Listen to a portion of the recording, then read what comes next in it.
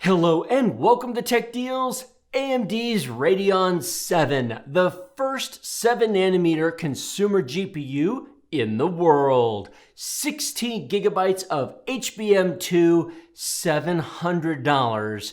What a deal. Or that might be what I would have said back in January of 2019 if this video had been filmed back then.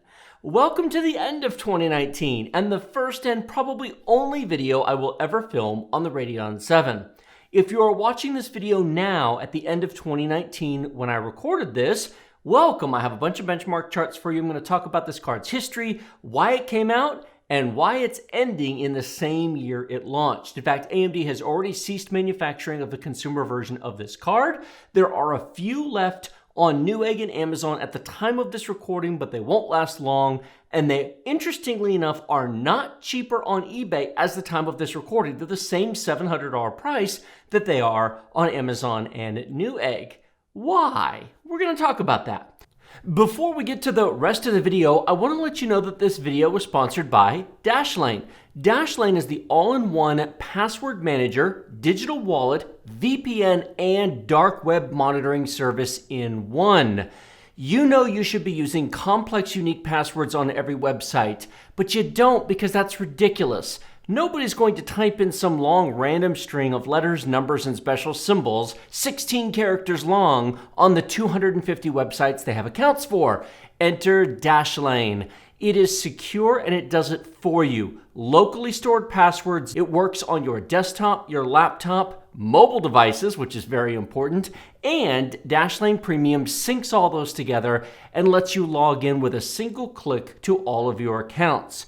One-click password change in the event of data breaches. Thanks to that dark web monitoring, it can let you know if you have accounts with companies that have had their data breached and posted into the deep dark spaces of the internet. Try Dashlane Premium free for 30 days using my link in the video description below. No credit card required to sign up. That's pretty cool. Free after 30 days for the basic service, or sign up and get 10% off the premium service using my discount code below. It supports the channel, it's a great service, and it's much less expensive than buying those 4 features separately. Okay, now back to the video. Now, if you're watching this video in the future, maybe you come here from 2020, 2021, or even hello 2022. If you come back to this video from the future and you find one of these on a deal, maybe it's $200, $300, $400, and you're doing some research, you want to find out how well does that card perform, and you want some benchmark numbers. Not to worry, I'm comparing this against 5 other cards. The Vega 64, the Radeon 5700 XT, the 2070 Super, the 2080 Super, and the RTX 2080 Ti, which really is out of the price class of this, but it brackets it and it gives you an idea, top and bottom, what to expect in terms of performance, especially if you're looking at this in the future and all of the cards are discounted because something new has come out from both sides. Now, right now, as I'm filming this towards the end of 2019, Vega 64s are about $300 on eBay at the moment. RX 5700 XTs are $400 new and up depending upon which model you buy. This I already mentioned is $700 and it's really hard to find one discounted. Because of that 16 gigs of RAM, people who need them for compute and not gaming still want to buy them. Again, we'll talk about that in a second.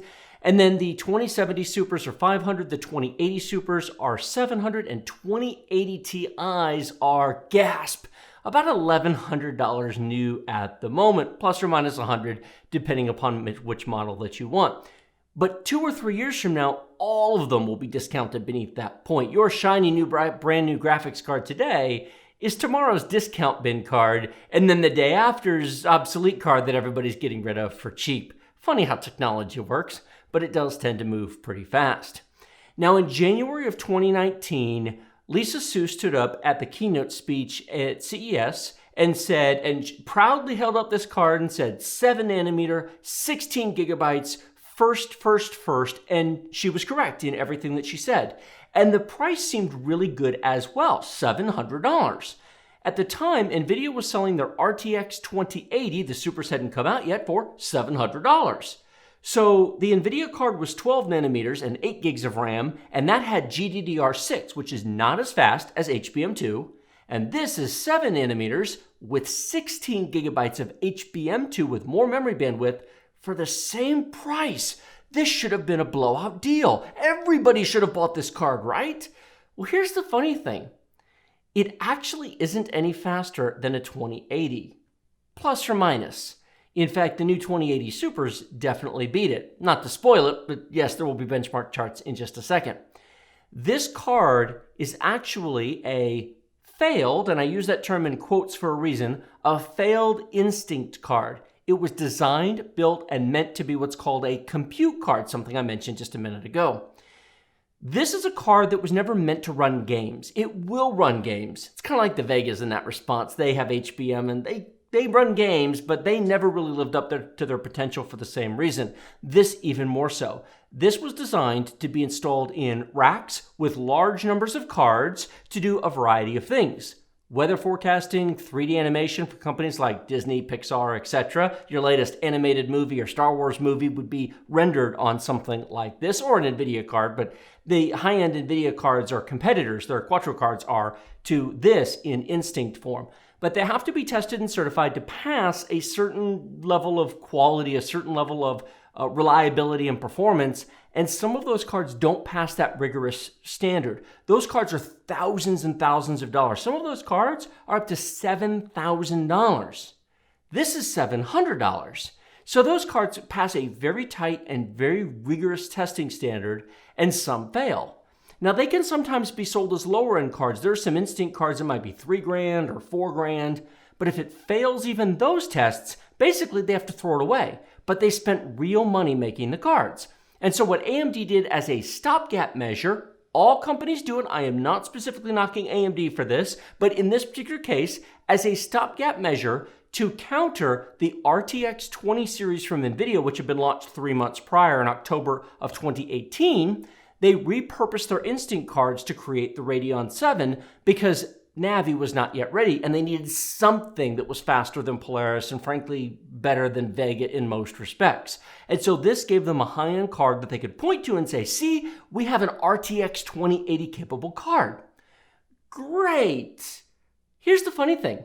AMD almost certainly lost money on every one of these they sold. They were never in a hurry to sell tons of them, which is why you will not find board partner card versions of this. All of them, whether you bought them directly from AMD or bought them from Sapphire or MSI or any of the other companies, they all look like this. There was never a third-party cooler. They never wanted to get into it because, after all, it is a workstation-level compute card for doing professional-level tasks. Companies that buy those high-end $7,000 cards buy 500 of them at a time, 1,000 of them at a time. They go in huge server rooms and racks to render absolutely huge complex mathematical problems that CPUs don't normally handle very well. And that HBM2 and lots of it let huge data sets get loaded on there, which is great for compute. Doesn't mean a hill of beans for games these days, which is why this card really isn't as fast as the hardware would indicate. The hardware looks really good. It seems like it should be really strong, but it was never designed for gaming. Navi was. Which is why, as you're about to see on the charts in just a minute, Navi, with far less actual compute horsepower than this card, is extremely impressive for nearly half the price and far, far less bill of goods materials for AMD. AMD makes money on Navi cards. The RX 5700 XT is sold for $400, and that should be a profitable price for them. This at $700 was money losing. Do you want to make $700 from a failed Instinct card, or do you want to make nothing by throwing it in the trash bin? Because that was effectively their two choices. Where do you think Titan cards come from for NVIDIA? They do the same thing. So, having said all of that, if you are somebody who is looking for a compute card and does not need the certification level of the Instinct cards or Quattro cards from NVIDIA, if you want an amateur card with a ridiculous level of compute power that is just very, very impressive in terms of dollar cost per compute level and not dollar cost per frame per second, one of these may actually be worth picking up. It's kind of a gift to the hobbyist and enthusiast who are looking for compute, but not necessarily looking for certified compute, and for dozens of them who just wants one, maybe 1 to 4 of them to put into a high-end workstation. If you have a Threadripper, for example, you can put 4 of these in there and get an amazing level of compute performance at an incredible price compared to these certified high-end solutions. So if you are that market, wonderful. But I don't cater to that market. I don't do benchmarks or tests for that market. So if you came here looking for a comparison to instant cards or comparison to Quattro cards, or if you came here looking for compute benchmarks, I'm sorry, you came to the wrong place, because that's not what I do. It's not my market, it's not my expertise, it's not my background, so I don't even try. There are other people on the internet who do a much, much better job of that side of it, so I leave that to them. I do gaming benchmarks, and I do workstation benchmarks in terms of video encoding and video compression and video editing, because that's what I do with YouTube. But beyond that, it's mostly a focus on the consumer, on gaming, and what a consumer would do with a computer in their home, not compute, which is why you haven't seen a ton of content from me on this card. Okay, that's entirely enough talking. Let's take a look at some benchmarks, shall we?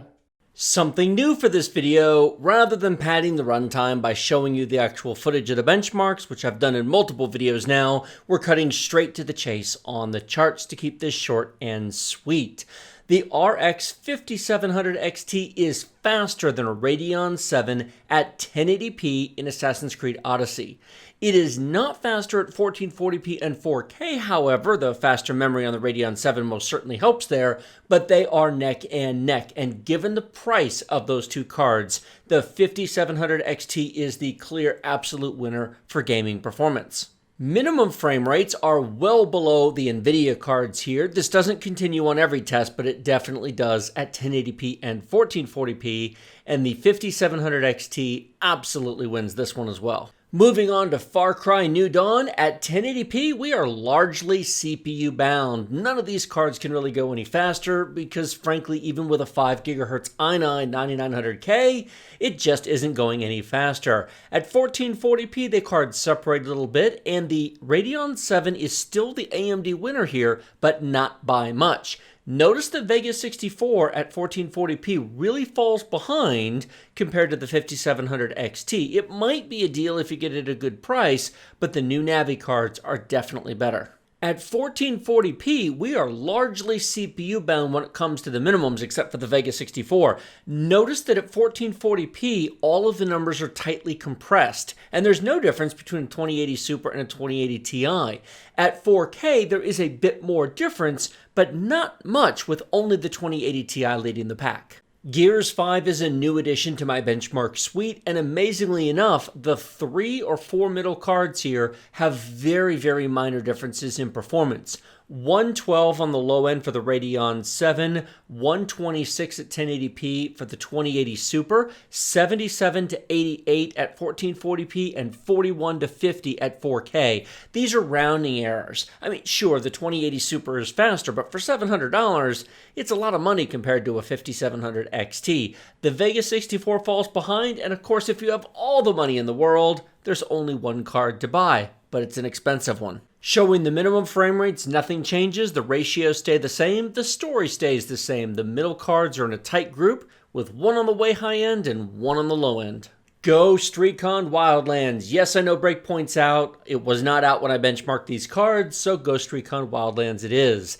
At 1080p, there is a 10 frame rate difference between a 5700 XT and a 2070 Super, but in my mind, those are pretty similar. 10 frames per second, you're over 100, you're not going to notice it. The Radeon 7 does pretty well at 101, but for a $700 card, come on, the $400 5700 XT beats it. Vega 64, well, unfortunately, it really isn't that great compared to these newer cards, and certainly not for what it cost just 6 months ago, though if you get one for the right price, again, it's fine. Interesting thing to point out, if you have a 1440p 144Hz monitor, I'd like to point out that Ghost Recon Wildlands is a 3-year-old game, and this is not being tested at Ultra. This is being tested at very high, and at 1440p, a 2080 Ti and an i9 9900K is doing a whopping 112 frames per second average. If you want to play games at 144 frames per second, and you want to play the latest AAA games, we're not talking Fortnite here, we're not talking CSGO, it takes like all the computer and all the money. It's very, very hard to do that in the latest AAA games. Shadow of the Tomb Raider, the Vega 7 did 83 frames per second at 1440p. For a $700 card, well, okay, I guess it did come out at some point before the 2080 Super, but lordy, lordy, lordy, that is not a great showing. 79 frames per second for the $400 5700 XT, that's much more respectable. Notice again the 2080 Ti does not do 144 frames per second, and I'd like to point out this is with DLSS on. So actually it would run a little bit slower, although not tremendously so if you turn that off. The 2070 Super at 1080p it's on, but the 2080 Super and 2080 Ti at 1080p it's not, because that's a disabled feature in the game on those cards. 64 frames per second minimum on the Radeon VII, 63 frames per second minimum on the 5700 XT at 1440p. Are you noticing a trend in these charts yet?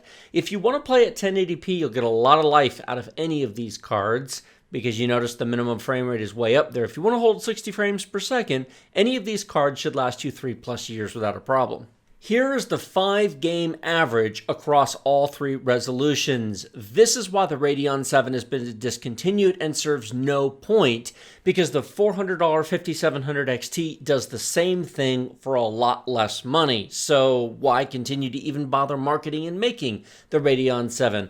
There's no point. The truth is the Radeon VII had a 6-month life. It launched in January, and then by July, when the 5700 XT came out, that was pretty much it. Here's another way to look at the differences. These are the 5-game averages normalized to the Vega 64. The 5700 XT is 16% faster. The Radeon 7 is 15% faster. This is all at 1080p. The 2070 Super is 21% faster. The 2080 Super is 31% faster. And the 2080 Ti is 44% faster, which for its price is a terrible deal at 1080p. At 1440p, the numbers do split a bit. Notice the 2080 Ti goes up to 59% faster. That's a fairly healthy jump right there. In fact, all the cards start to improve just because the newer cards with the faster memory bandwidth make a difference when you go up in resolution. That's being said, it's not worth replacing a Vega 56 or a Vega 64 with a 5700 XT, a Radeon 7, or even a 2070 Super. Yes, a 2070 Super is 33% faster than a Vega 64 at 4K, but neither card is a 4K card for AAA gaming, and both cards will run non-AAA games just fine at 4K. World of Tanks, World of Warships, League of Legends, Overwatch, CSGO, Dota 2, Counter-Strike Global Offensive will run perfectly, like awesome at 4K on those cards. Whereas none of the AAA games really run great on those cards. If you want to play at 4K, notice the 85% performance improvement. The 2080 Ti was made for 4K gaming. If you're playing at 4K and you want to run at 4K in AAA games, there's really only one card to buy. Dollar cost per frame per second. I'm assuming a $300 used value on the Vega 64 in this chart. $400 for the 5700 XT, $700 for the Radeon 7, $500 for the 2070 Super, $700 for the 2080 Super, and $1,100 for the 2080 Ti. The 2080 Ti makes no sense in terms of dollar cost per frame per second. It is a terrible value for the money unless you just don't care and you just want to play at 4K, or you just want the best performance and $1,100 is pocket change to you. If that's you, rock on. Go buy the best card in the world and enjoy it, but it's a horrible value for the money. The RX 5700 XT and the 2060, honestly 2060 Super, which is slower than the 5700 XT, is really where the value is. A 2070 if you want an NVIDIA card with 5700 XT performance. These are the 1440p numbers. I'll have the 4K in just a second. Notice that at $300, the Vega 64 is the winner here. But at that $300 price point, those are used cards with unknown warranty and unknown condition. They don't necessarily come with a game bundle. They may not come with the original box, versus a brand new 5700 XT for $400. At this price split, I would never take a Vega 56 or 64 at their current going prices over a brand new 5700 XT. The 5700 XT is faster, and if you get a new card that comes with some free games and a warranty, these prices are so close, don't bother. Now, if you find a Vega 64 for $200, that's a different story. But at $300, it just isn't worth the money. The Radeon 7 is ridiculous at $700, and again, the 2080 Ti is just crazy. 4K gaming, if you really want to play Ghost Recon Breakpoint or The Division 2 or Far Cry New Dawn at 4K, as expensive as it is, as ridiculous as it is, the 2080 Ti is pretty much the card you're going to want to buy. Yes, a 2070 Super or 2080 Super or the 5700 XT will play AAA games at 4K, but you have to turn the detail way down and they have no future in front of them. You're buying a card that you'll get a year or so out of, and then you'll be run right over by the next generation of games coming out in the next year or two, and you'll just be upgrading again. At least the 2080 Ti you may very well get 2-ish years out of, maybe 3 years if you push it, before you have to upgrade again. 4K gaming is expensive. 1440p and maybe 1080p are the sweet spots. But in terms of value here, you can see that absolutely the 5700 XT for a new card is the winner here. I hope you all enjoyed that abbreviated look with just the benchmark charts. I tried to shorten this video a bit because so many of my videos turn into a big 30-minute escapade, and frankly on a card like this I thought doing it a bit shorter might be appreciated. And if you just want the benchmark numbers, well, that's what the timer was at the beginning of the video up in the corner to let everybody just jump to charts, because if you're already familiar with this card, you didn't need to listen to my explanation and my background. I actually thought about writing up a much longer background and getting into all the technical details and talking about the different card names, and I thought, you know, that's not really what my audience comes to my channels for. It might have been interesting, but with the 432 other videos I need to make, I thought I will put that aside, just stand up here, give the short and sweet version, show the charts, talk about its position in the market, who it's really for, and so on.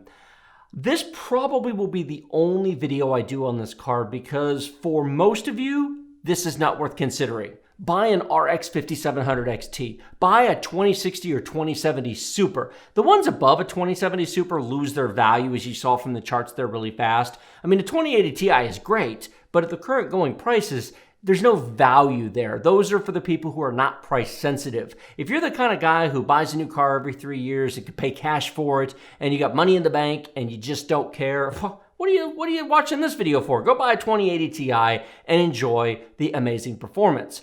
But if value for the money matters to you, that's not it. That is a very premium price card that NVIDIA is, to put it kindly, charging what they can because they have no competition at the high end. Come on, AMD, we need you to put out some high-end cards and force NVIDIA to drop those prices because NVIDIA has been sitting up there at that price for way too long. I don't know about all of you, but I think healthy competition is a good thing for everybody involved.